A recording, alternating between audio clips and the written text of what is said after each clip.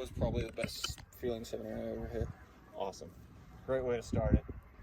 So, we're going to be working on how we're going to transfer the skills that we've used on the learning tee, the teaching tee, into how we're going to get it out on the golf course.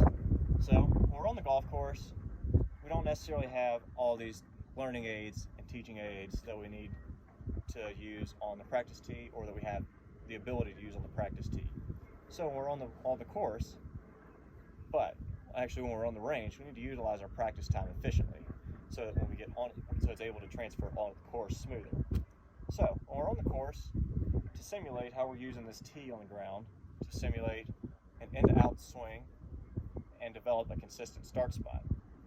So when we're on the course and we're aiming towards this first flag on the range, we need to pick out, like, say that's our flag on the course. Say we need to pick out a spot on the ground. We'll be looking at, say, a piece of grass on the ground that we want to swing the club over top of, so that we can have a starting point. Because like I was saying in the last session, a consistent starting point develops very good confidence when you're able to start the ball in the exact same spot every time consistently, and it gives you confidence to get more aggressive with shots, which then in turn gives you more birdies, or is able to give you more par saves. So when we're on the course, let's say our ball is sitting right here, and we're going to be looking at the spot of grass on the ground.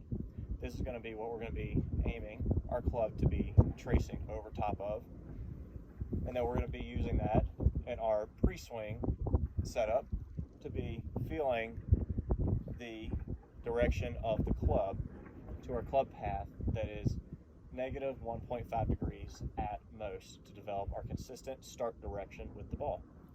And once we develop that feeling, we're able to step up to the ball with confidence, we're able to release the club head with confidence, and to know that we can have the ball start out to the left, and then we're just going to let it draw right back onto our target.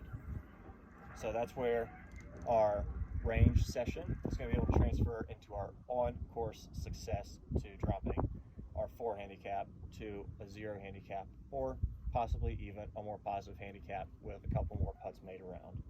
All right. So if you have any questions, feel free to ask them. And we are pretty much wrapped up with this session right here. Yeah. No, I don't think I have any questions. I think everything was answered pretty well. Sounds great.